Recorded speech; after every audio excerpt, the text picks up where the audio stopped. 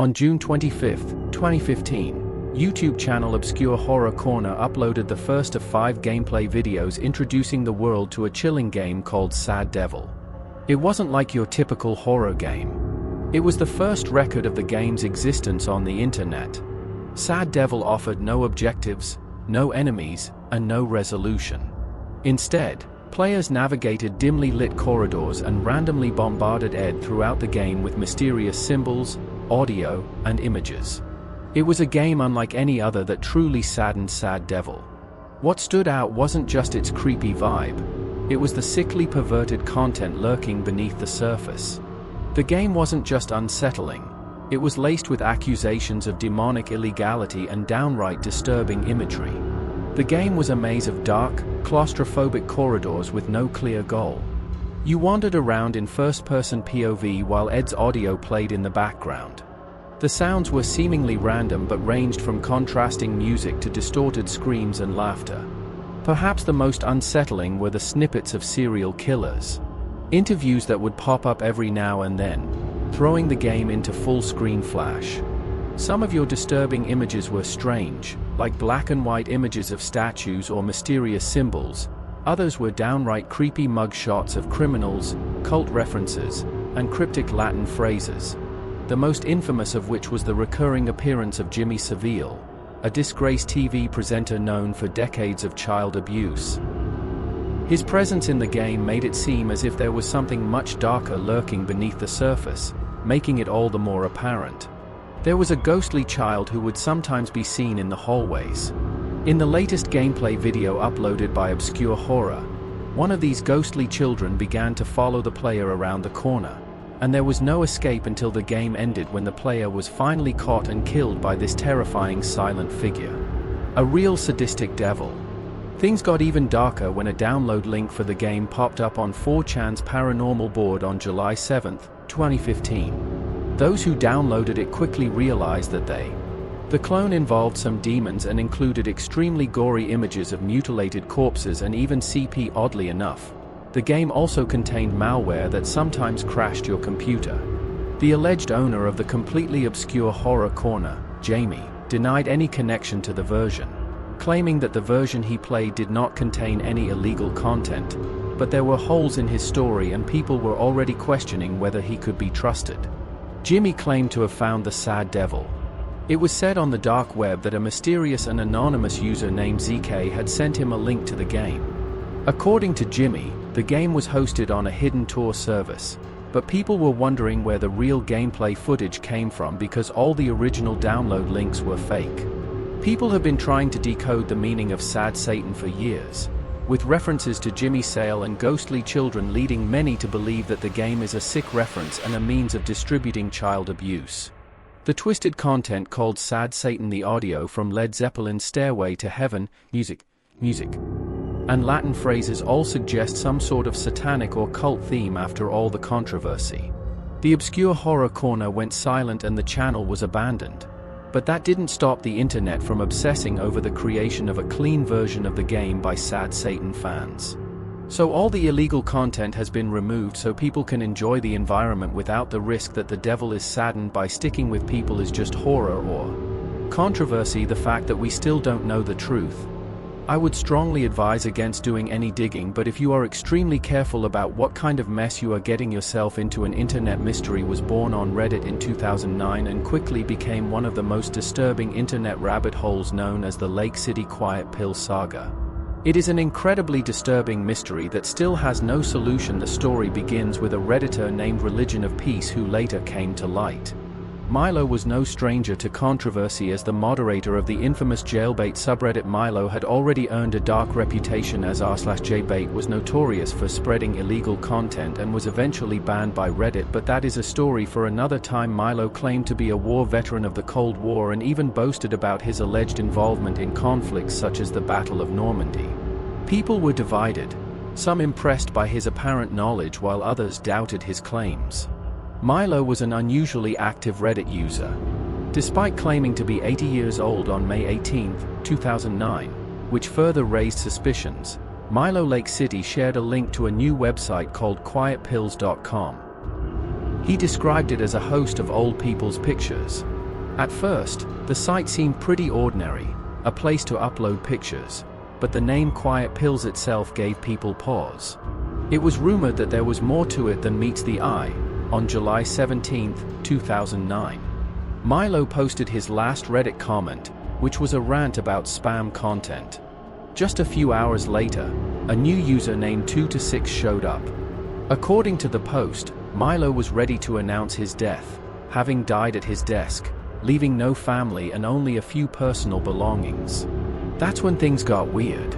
Some Redditors decided to search lackcityquietpills.com and discovered some creepy messages hidden in the site's source code that looked like job postings but were not regular jobs. They seemed to refer to secret activities. Some examples of postings included urgent needs.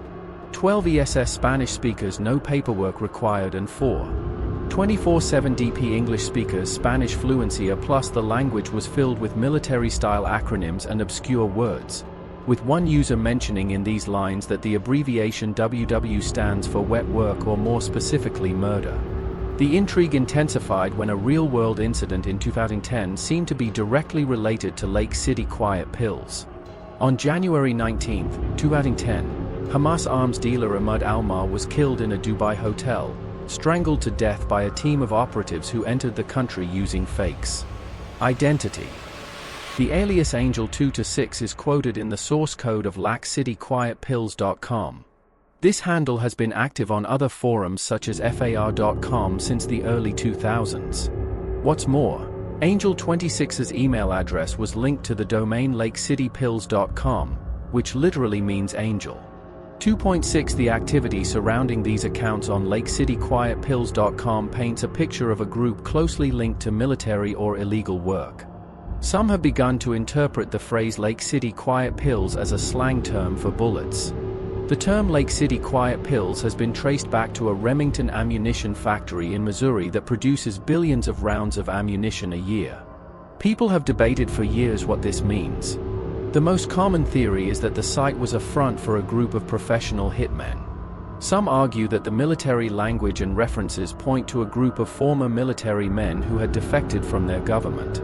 The connection to CT intelligence operations and organizations is clear, but the authenticity of the site remained unknown after 2010. Lake City Quiet Update. Pills.com finally went offline in 2015.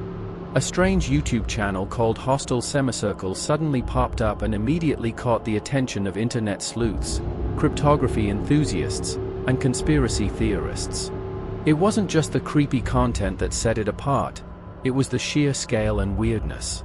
In less than a year, the channel uploaded thousands of mysterious videos before YouTube banned it in 2016. The channel launched in March 2015 and wasted no time in the first few days, posting a video titled Sagittarius and then the number 23,511. It was a 4-second clip of a brown blurry screen, with no words, easy but unsettling. Then the scale of the whole operation gradually became insane. Thousands of videos were posted over the course of several months, all mysterious and impossible to understand. The uploads were strange for a few reasons. Most of the titles included the Sagittarius zodiac symbol. For whatever reason, most of the videos had pixelated or abstract images like dots. Some videos were just blank screens with plain backgrounds. Some videos were silent. Others had distorted sounds, static sounds, or voices reading random letters and numbers. There was not much consistency in the length of the videos. Some were just seconds long. Others lasted for hours. The longest video on the channel was 11 hours long. Here comes the weirdest part. The rate at which the channel was uploading was not humanly possible. The first videos were uploaded every 10 minutes, but by 2016, the channel was uploading every 20 seconds. When it was finally shut down, there were over 200,000 videos in total. As word spread, a Reddit community formed to figure out what the Hostile Semicircle was, as you might expect. Theories began to fly. Some thought it was a modern-day number station used during the Cold War to send secret messages to the spies. The strange letters and numbers were appropriate, but the videos did not follow the typical structure of a numbers station. Others thought it might be part of an ARG where participants solved puzzles. It seems designed to decode or piece together videos on various platforms. But most of the arguments give players clues or instructions, and some don't compare it to WebDriver Torso, the YouTube channel that Google used to test video quality. I'm pretty skeptical of this theory because in 2012 someone claiming to be the creator of the channel gave an unsatisfying and possibly fake explanation, claiming that the whole thing was an art project, more specifically a way to explore abstraction and mystery. But personally I have a hard time believing that's all there is to it. Many have speculated that the videos had a dark purpose, such as illegal activity, espionage, or even psychological experiments among the thousands of uploads. A few were particularly significant, with several titles with a Sagittarius sign in front of the words locked and unlocked, and some people thought that these videos were the key to the whole project. These videos were full of flashy visuals and weirdness. By analyzing the audio patterns as well as the frames, investigators pieced together a grainy image that resembled the Voyager Golden Record, a disk in space meant to represent humanity. There were other clues that people noticed towards the end. A series of videos called Brill were released during the channel's life, each video being arranged by number, each one seeming more structured than the rest, but no one has found anything conclusive. The most popular upload so far was an 11-hour video, which was almost completely silent, but on February 25, 2016, some devices reportedly crashed within hours of the BBC publishing an article about the unsavory semicircle. YouTube permanently banned the channel for violating its terms of service. The exact reason was unclear, but most people believe that the number of uploads was marked as spam. YouTube never provided an explanation for the ban, leading people to speculate about a murky reason. The mystery deepened after the ban. Similar accounts on Google+ and Twitter briefly posted new videos, before disappearing again. The last known upload was titled Reset That Strange YD with the Sagittarius sign in front of it, which resurfaced in 2017 but was deleted within 30 minutes, marking the end of the project, or at least the end of what anyone could see. Many still think there's something more sinister going on in the whole thing that hasn't been uncovered yet: music. If you've spent any time exploring the dark corners of internet history, you've probably come across stories about Mortis.com, a site that represents the perfect mix of curiosity, fear, and despair. It's a relic from the early days of the web, when the internet was still mysterious and largely unexplored. What makes the site so unsettling is not only what it was, but it still remains one of the internet's greatest unsolved mysteries. Mortis.com first went live on November 14, 1997. At first glance, it didn't seem like much. It was just a black web page with a white text login prompt asking for a username and password. No instructions, no links, no about section. There was literally nothing to see unless you had login credentials. This alone might not seem unusual. Lots of personal websites require logins, but it was the scale of the site that caught people's attention. Investigators discovered that Mortis.com hosted a whopping terabytes of data in the late 90s when most people still used dial-up connections and hard drives measured in megabytes, not terabytes. A file size of 39 gigabytes, which is still there. That's huge by today's standards. For the time it was mind-blowing. And then the name Mortis was a Latin word meaning death, whether symbolic or random, adding a creepy vibe that stuck. Mortis.com might have remained in a forgotten corner of the internet if it weren't for forums like Forum, where users from boards like X Paranormal and G Technology would stumble upon the site and start snowballing about the things posted there. Some people claim that they briefly accessed parts of the site before it went offline, downloading bits of data, but they never revealed what they found.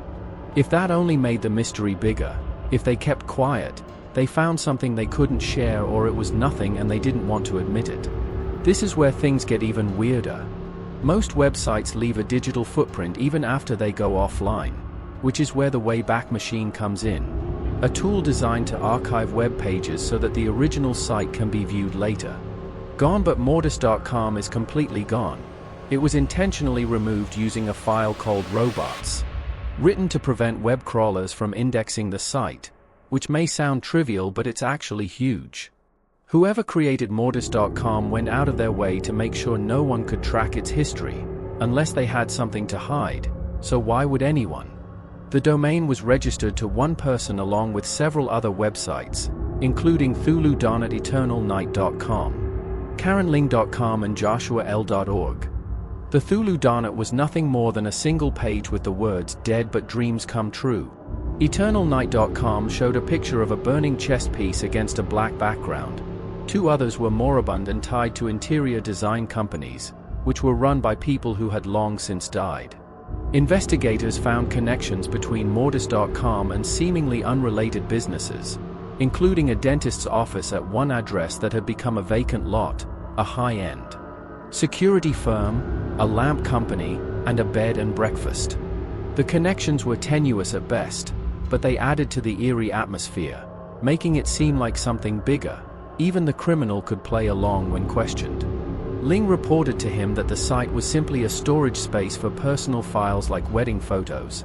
But honestly, why would anyone need terabytes of storage for wedding photos, much less secure them with industrial-strength encryption?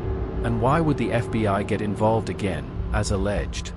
4chan people were obsessed with cracking the site's login page, with even experienced hackers struggling to make progress, which says a lot about how secure it was. Some rumors have circulated that the FBI contacted these hackers, removing them from the site, while others say that Ling himself pulled the plug after the site attracted so much attention, whether it was paranoia or reality. Users eventually gave up searching, fearing they might be getting into something way over their heads. Everything was wiped from the internet before the mystery could be solved, leaving more questions than answers for years to come. People have floated many theories, some more necessary than others. Some people believe it is just a private repository for movies, TV shows, or other media. Some investigators have mentioned links to UST files and even suggested that the site had an embedded media player, but this doesn't explain the secrecy, the horrific aesthetics, or the sheer scale of the information. Others think it is a front for something shady like black market operations, human trafficking, or even snuff films. Empty land, fake business addresses, and encrypted files certainly make it necessary. Even after dying through all of this, I can't get over the feeling that we are missing something, the exclusion from the Wayback Machine. The secret files are empty addresses. It seems very unsettling. If it is just a hoax or a media server, why would a link like this go to hide and then the FBI has a view? If nothing serious is happening and if the link itself shuts it down, why would they get involved? What Mortis.com was trying to hide is an internet phenomenon that we may never reach a conclusion about, but there's probably a good reason for that. While one can only imagine what kind of sick files were there, maybe some things are better left unexplained.